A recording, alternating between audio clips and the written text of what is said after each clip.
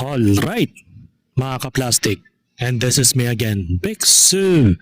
Right back at it again with another content.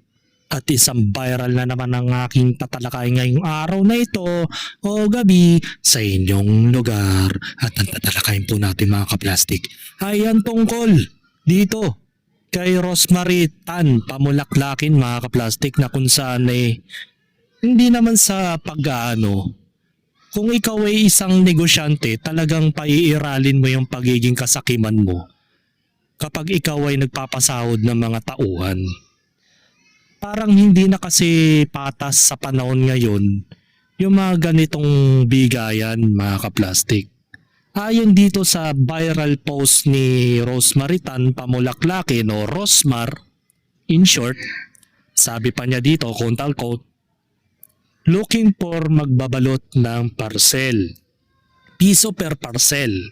Kaya kung maka 2K parcel ka, 2K ang for you. PM Rosmar May or Revilla. Tagaytay location. Yung malapit lang kasi stay out only. Yung kaya today mag-start kahit ilan kayo. Basta mabilis magbalot. Doon pa lang sa mga phrasal, sa mga sentences dito, para bagang bata yung kanilang mga inuuto dito. Papaano ka makaka-consume ng 2,000 parcel sa loob ng ilang oras? O let's say sabihin natin, ang matatapos mong balutin sa loob ng 10 minuto, maswerte na lang kung maka 20 ka. 'Di ba? Sa isang oras, malamang.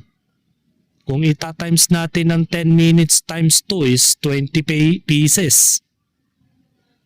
O edi times mo sa 16 20 pieces, edi 120 ang isang oras mo.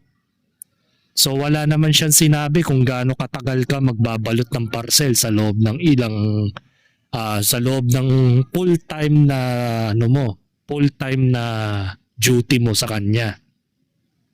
Para bagang ang pinaka-minimum, pinaka-maximum rate lang na makukuha mo kay Rosmar ay 2,000 piso.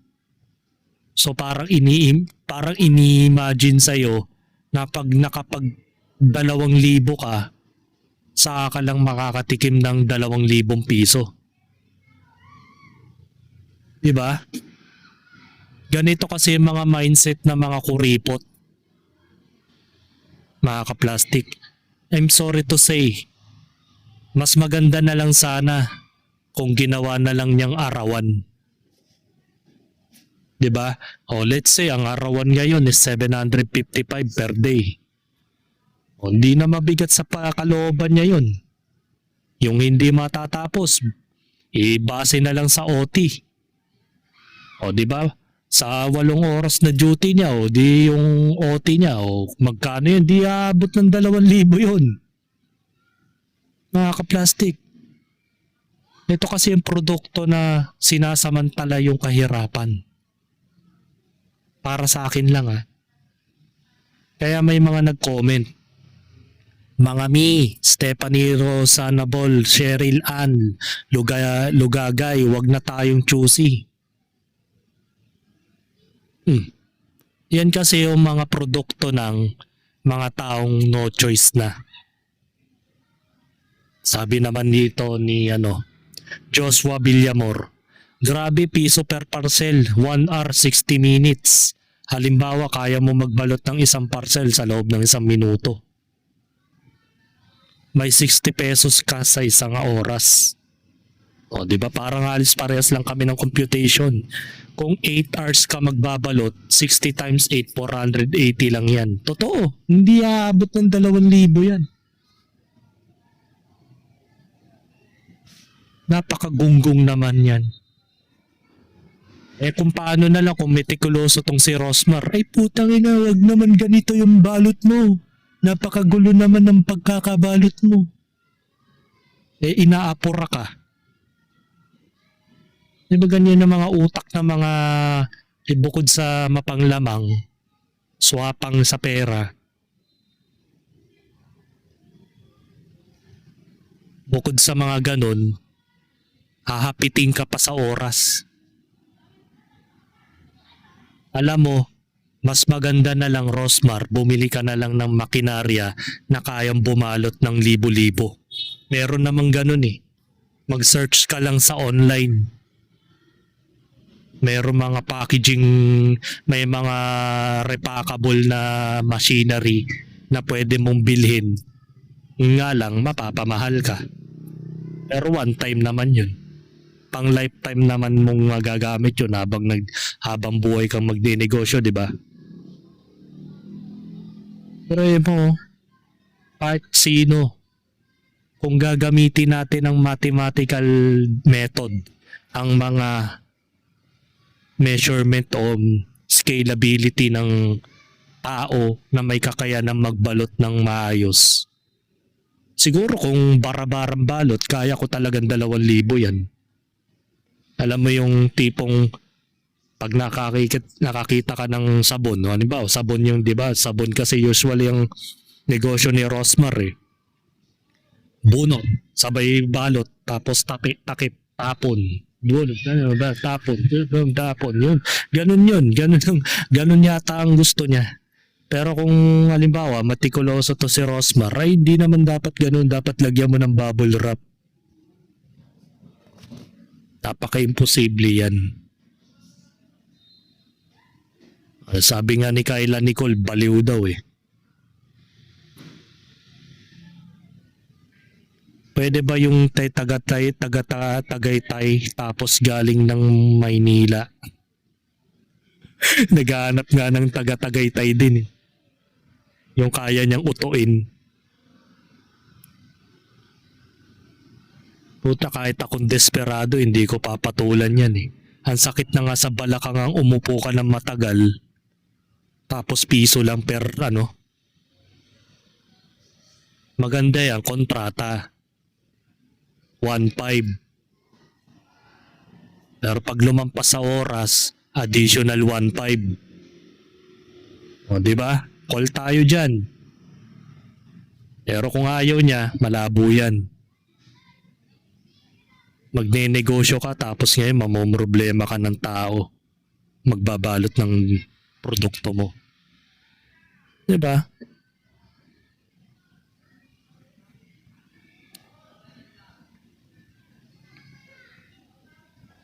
Eto pa, mayroon pa siyang hirit sa post niya eh. Para lang sa di maarte. Para lang sa madiskarte. Walang pilitan. Hindi na need ng requirements. Di na need ng uniform etc. Ora mismo tanggap agad, PM agad paunahan ng slot kahit sama ninyo buong angkan nyo. Sama ng ugali, no? Bukod sa illegal na nga yung kanyang pag-hiring ng mga empleyado dahil walang SSS, walang pag-ibig, walang PhilHealth. Illegal na nga yan eh. Kasi wala na daw requirements kung ano-ano pa eh. Paano na lang kung biglang nagkaroon ng injury yung tao, kakabalot. Siyempre, pag matagal kang makaupo, ang unang napupuruan dyan yung sciatic mo. Yung scoliosis mo. Diba? Akala niya kasi ang pagbabalot ng parcel ay parang tinapon lang kung saan-saan. May mga pinaglalaban pa siya dito, mga ka-plastic eh.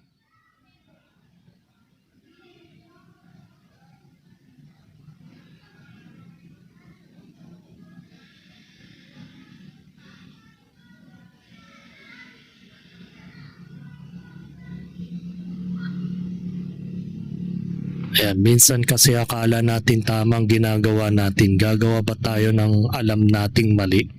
Then kapag nabash, mahalin lang sa maiinis ka o matitake mo as challenge to improve.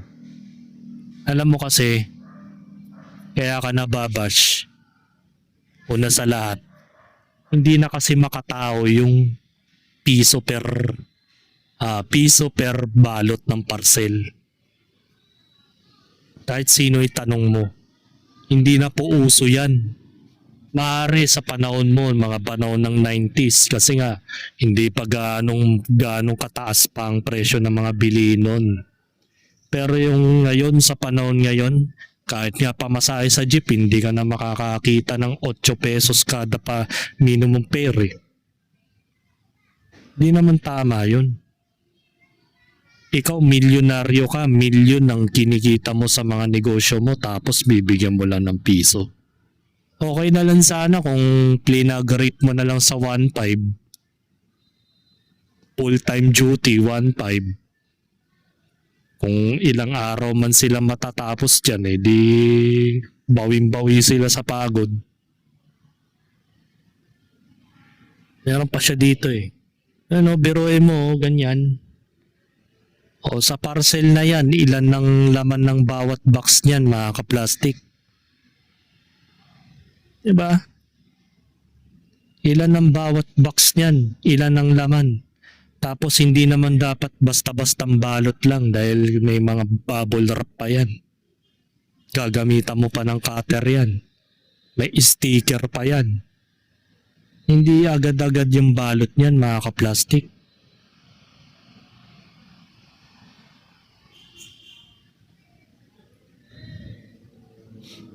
Di may house and lot ka na. Ano ba yung pinost niya? Sabi ni Nato Padduada, pati si Satanas mahihiya sa'yo. Kung makapagbalot ka ng 1 million na parcel, may 1 million ka na. Oo nga logic Para kasi tayong binubulag sa 2K parcel, tapos 2,000 pesos sa makukuha. Hindi naman ganun-ganun yun. Puta, hindi naman po robot yung empleyado nila. Maaari pa kung 8 ang kamay mo. 8 ang braso mo.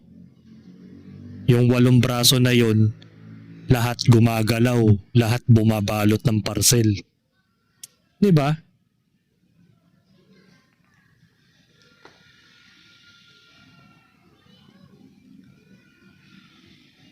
Nabasa ko na din yan kanina. Alam niya ang feeling ni Satanas. Makavibe siguro siya para malaman mo yung damdamin ng isang nararamdaman na nahihiya. Malamang close kayo nun. Nahiya kayo kay Satanas. Alam na ipahayag na nasa loob ni Satanas na mahihiya siya. Close yan ni Satanas kaya niya sinabi. Alam mo kasi, analogy ng isang tao yan.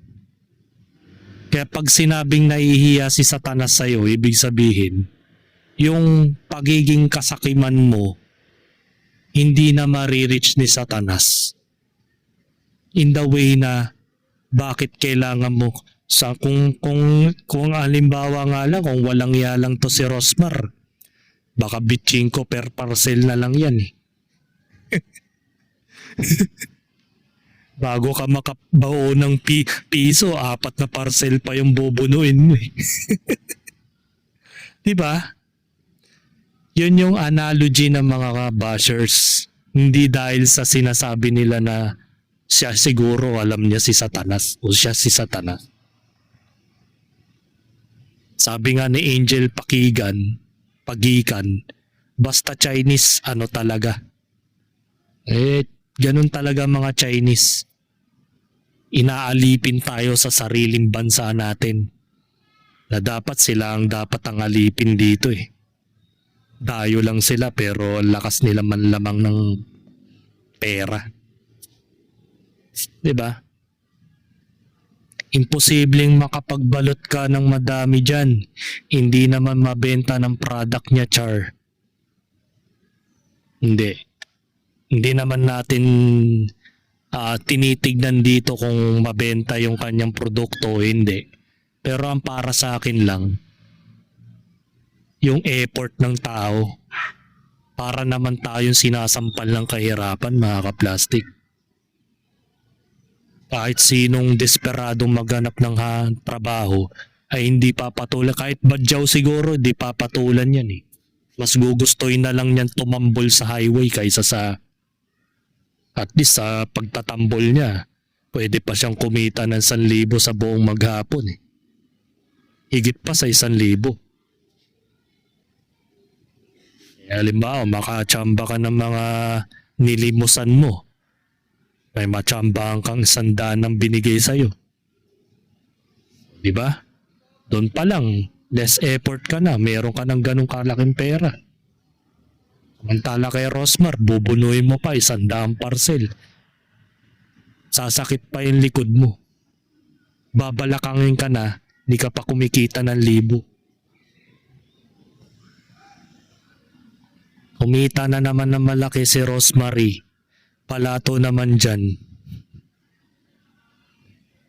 Instant milliones ka talaga, kaya mo yan 1 million parcel magbalot. Ay nako, Diyos ko.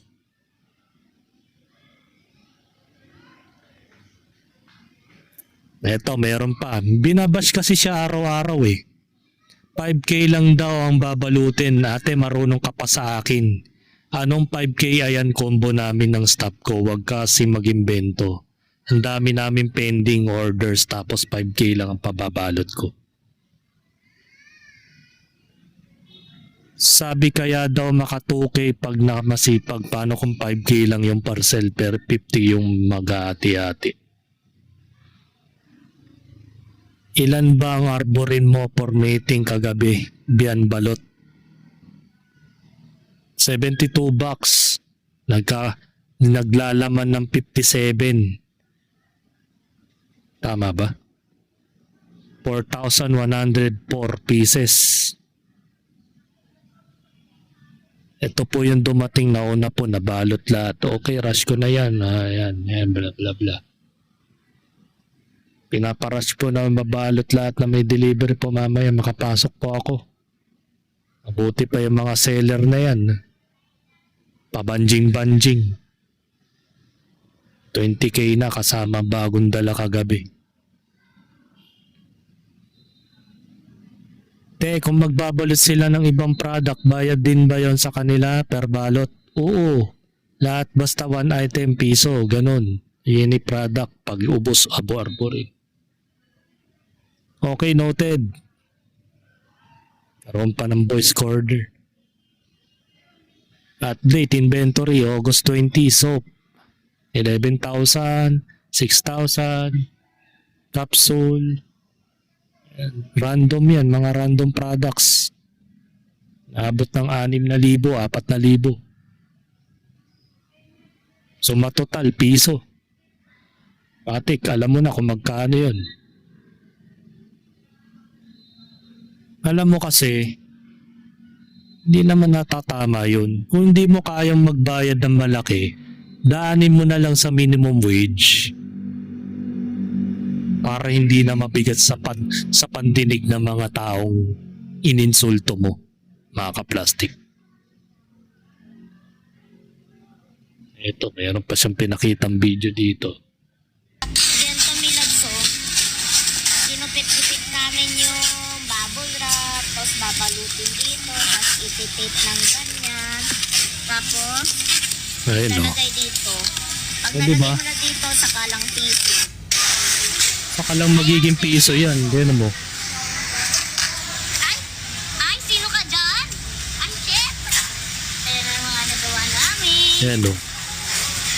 Ay, Tingnan mo naman kung gaano kabagal ang pagbabalot nila, oh. Masinsinan yan. So, paano aabot ng 2,000 yan? So nakita nyo na guys, paano makakarami kung ganyan na imbis na magbalot, nagvo-vlog.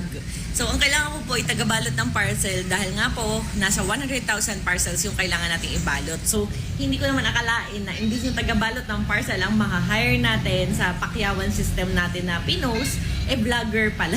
Imbis na nagbabalot, diba? Parang nagbabalot yung iba, sipag nung iba, effort na effort magbalot. Dali-dali na. Yung iba nagbo-vlog pa, like yung pinakita ko. So, yun. Saka pati, nakita niyo naman kung gaano kaliit yung parcel. Rosmar kagaya ko, alpha arbutin natin. Ayan, oh. Ibabubble wrap, iti-tape konti, and isushoot sa pouch. So, hindi ko maintindihan kung ano yung mahirap dyan. Ang liit-liit lang po. And kita nyo naman, ang dami agad ni ating naka-pre-pack na. Iti-tape na lang, and isushoot na sa pouch. And ito, tingnan nyo naman kung gano'ng kaliit yung parcel. Hindi naman po refrigerator yung babalutin. Rosmar kagaya ko, alpha arbutin lang po yan. Like this. Ganyan lang. Tingnan nyo yung kamay. estimate nyo siya. So hindi ko maintindihan na yung pagbabubble wrap at pagtitape irereklamo pa. Paano po ba kayo nagbabalot ng parcel? I-shoot mo yung item sa pouch na hindi nakabubble wrap or tape, na hayaan mo kung mag-leak or what, 'di ba? And tulad ng sabi ko, paano makakarami kung nagba-vlog? 'Di ba, parang ang kailangan ko po tagabalot ng parcel.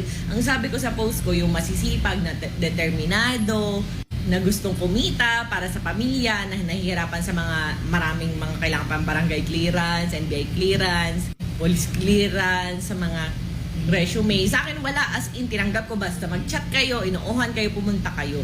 So, ang kailangan ko po yung masisipag, mabibilis kumilos kasi may due date tayo sa pag-ship ng Rosmar Cagiaco Alpha RBT natin na trending na Una sa lahat, illegal na nga po yung pag-hiring ninyo dahil hindi dumaan sa proseso. 'Di ba? Illegal yan eh. Natural, walang makikinig sa akin na hindi naman ako social media influencer. Pero kung i-analyze mo na hindi na niya kailangan ng barangay clearance, anything else, na kung ano-ano yung karaniwang requirements para makasahod ng isang empleyado. Kasi nga illegal yan. Kahit itanong natin yan sa mga abogado, hindi biro yung magbabalot ka ng ganong karami ha. Ang nirereklamo nila, masyado naman kasi mababa yung bigayan. Tsaka hindi biro yun oh. Gaya nga ng sinabi mo, prinipak pa. Ibig sabihin, nilagyan pa ng bubble wrap, tinipan pa, tas sushoot mo pa dun sa parcel na pouch na kulay blue, dark blue. Tas lalagyan pa ng sticker yan. Ngayon, ang pinupunto naman daw niya, nagbablog daw kasi yung isa sa kanila. Kaya mabagal daw yung takbo ng trabaho. Hindi ganun. Nakita mo naman no, kung gaano kabagal ang pagbabalot ng isang tao doon. Gusto mo i-replay pa natin? Ay, sino ka dyan? Ay, shit! O, diba? Ayan ang mga nagawa namin. Ay! Seryoso? Yun mo naman no, nakasalagpak na nga yung lalaki. Malamang masakit na ang balakang niyan. Mabuti nga may pumatol sa kanya. Pero imagine mo sa isang box ilang peraso ang laman niyan. Pagpalagay na natin sa isang box niyan, wow, mga 50 o 60 pieces ang makayang punuin yan. Depende pa sa laki yan. Hindi na lang niyang ginawang legal yan. Dinaan mo na lang sa legal tapos arawan yung kanilang payment, which is 755 a day. Pwera pa yung OT. May break time. Inaapura mo yung tao tapos sasabihin mo,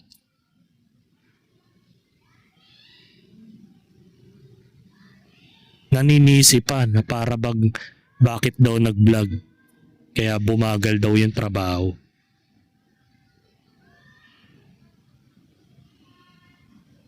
Illegal na nga lang yung pag-hiring mo eh. Hindi na nga dumaan sa legal eh. Actually, hindi naman talaga legal yung ginagawa niya eh. Shoot mo yung item sa pouch na hindi nakabubble wrap or tape, na hayaan mo kung mag-leak or what, 'di ba? And tulad ng sabi ko, paano makakarami kung nagba-vlog? 'Di ba, parang ang kailangan ko po tagabalot ng parcel. Ang sabi ko sa post ko, yung masisipag na determinado, na gustong kumita para sa pamilya, na nahihirapan sa mga maraming mga kailangan pang barangay clearance, NBI clearance, police Illegal. clearance, sa mga resume. Sa akin wala, as in tinanggap ko, basta mag-chat kayo, inuuhan kayo, pumunta kayo. So, ang kailangan ko po yung masisipag, mabibilis kumilos kasi may due date tayo sa pag-ship ng Rosmar Cagiaco Alpha RBT natin na trending na Para trending kasalanan number pa 1 nila. na yun. So, hindi ko maintindihan kung bakit nagva-vlog, vlog ng vlog ganyan. Eh, nakita niyo yung place, panoorin niyo ulit yung video ni ate, makikita nyo guys, tatambakan yan dahil dyan po yung stock ko ng mga paninda ko na second hand item. So, Hindi ko rin maintindihan kung saan kayo nakakita ng water dispenser, pero may water dispenser ako dyan na paninda at sira po yun. So yun, binibenta natin kahit medyo may defect siya ng konti, pero sinasabi naman natin yun sa customer. So kung gusto nila ibili, ipaayos, mura na lang, bahala sila. So kaya hindi Matindi ko ka. maintindihan na may water dispenser naman daw, pero ayaw Nagbebenta pa ng inuman. sira. Tignan nyo nga gano'n nyo kung may lalabas sa tubig. So wala pong water dispenser doon. And sinabihan ko rin yung staff ko na mag-provide sila ng food and water. Kaso nga dahil gabi na, madaling araw na, hindi na umabot. Kaya yung mga ngayon na pupunta, Tama. may food and water na po. Pero magdala kayo ng sarili. Abusive tumbler. pa. So, ayan, nakakalungkot lang kasi talagang lahat igagawan tayo ng issue. May ma-content lang, may ma-vlog lang. Ang kailangan ko po, taga-balot ng parcel, hindi vlogger. Diyan kami Mahina kasi ang diskarte kung kanya-kanya dapat may maayos na workflow. Parang production line sa pabrika. Halimbawa, kung 3 kayo magkakakilala, packer 1, bubble wrapping, packer 2, taping gamit ang tape dispenser, packer 3, final checking and finish ng product. Ang problema kasi, na-pressure sila sa per parcel, piso. Kung imagine mo, yung 1, 2, 3 na packer na yan, magkakaiba yung industry nila. May taga-tape, may taga-bubble wrapping, may taga-final checking. Nasaan na yung per piece na parcel na piso yung binabayaran? Diba? Ano, paghatian ninyo na lang yung ilan ang output ninyo. Imagine 100k pieces ibabalit nyo. Malabo mangyari mag 100k pieces sa isang gabi. Maliban na lang kung hindi ka nakakain, 24 oras ka magbabalot. Di ka na maliligo, di ka nakakain. Abusive na yun. Kaya nga sabi ko sa inyo, gawin nyo na lang arawan yan. 755 a day, may OT, tapos mayroong 2 shift, may opening, may closing. Para sa gayon, hindi kayo mabubutasan ng manpower. Ngayon, bawat department, meron yung ito, papasok to sa question ng netizens. Bawat department may taga-bubble wrap, may taga-tape, at may taga-final checking o finishing product. Tama yun. Kung pag-uusapan ay manpower at hindi yung piso per parcel. Diba? Tingnan mo naman sa video kung gaano ka bagal ang kanyang pagbabalot. Yung pag-packaging parang nasa bahay lang yung galawan, no? Di ba? Totoo, yun yung sinabi niya ni Jerol. Nakikita nyo sa video. Para bagang ini-enjoy niya yung pagsalagpak ng puwet niya dun sa sahig. So paano nga talaga matatapos yan kung ganun? Dapat kasi by department may taga-tape, may taga-bubble wrap. Pagkatapos mag-bubble wrap, next one, tapon. Tapon mo sa next department, taga-tape. Checking. Ganun. Tsaka hindi dapat mape-pressure dahil piso per parcel. Dapat 755, nasa legal ka, hindi illegal yung pagtatrabaho nila dyan. Walang benepisyo. Diba? Tagabalot ng parcel ang harap putik, bakit nagka-vlog dyan? Talagang magbablog yan kasi nga literally para lang silang pinatawag sa kalye. Halika dito, magtrabaho ka dito, may piso ka dito per parcel. Walang agreement, walang kontrata. Nasa illegal nga. Kaya nga, pag illegal, automatic, yung mga empleyado nila pwede mag-cellphone. Pwede kumain while on duty. Kasi wala sa legal eh. Nagets nyo po?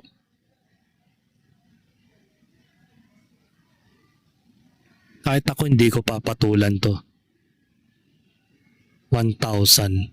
Saka ka lang magkaka-1,000 kapag naka 1,000 pieces ka. Paano kung di niya gusto yung pagpapackaging mo? Di reject agad. Diba?